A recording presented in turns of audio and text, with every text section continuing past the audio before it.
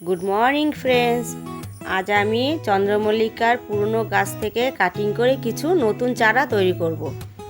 এই যে কিছু প্লেন বালি নেওয়া হয়েছে, শুধু বালি, আর কিছু ছোট ছোট মাটির পট নেওয়া হয়েছে। এবার ছোট পটগুলোতে সেই প্লেন বালিগুলো ভরা হচ্ছে। তারপর এক এক করে সব কাটিংগুলো সব বসানো হবে।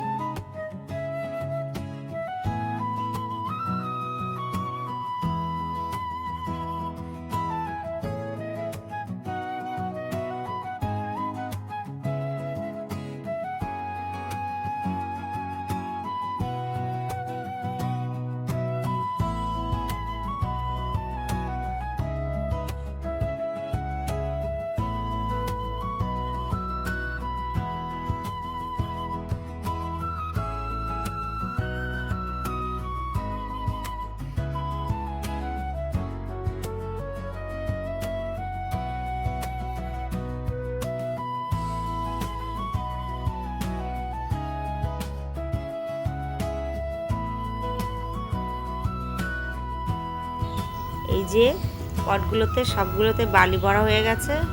এখন এই চন্দ্রমল্লিকা সব আগাগুলো কেটে নেওয়া হয়েছে।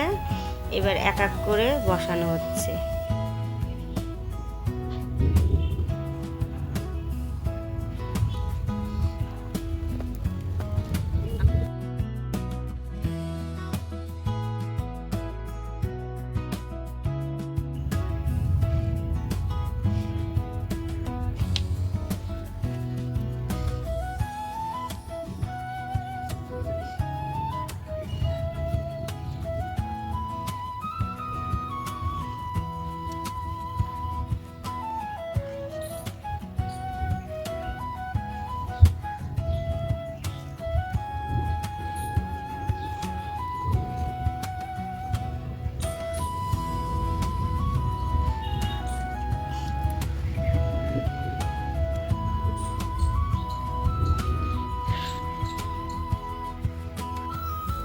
গাছগুলো সব বসানো হয়ে গেছে। এবার এই ছোট ছোট পটগুলো সব এই গামলায় আগে থাকতে মাটি দেওয়া আছে। এবার সেই মাটির মধ্যে সব বসিয়ে দেব, কারণ এটার মধ্যে বসালে পরে জল দেওয়া থাকলে সবসময় ভেজা ভেজা থাকবে। ছোট ছোট পট তো, যাতে না শুকায়, তাড়াতাড়ি শেকড় বেরিয়ে আসে। গাছগুলো সব বসানো হয়ে গেল।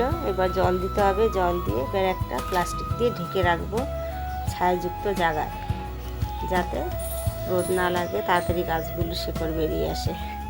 আর এই গাছগুলো বসিয়েছে আসলে আমার মেয়ে, তাই তখন আমি একটু ক্যামেরা বন্দি করে নিলাম।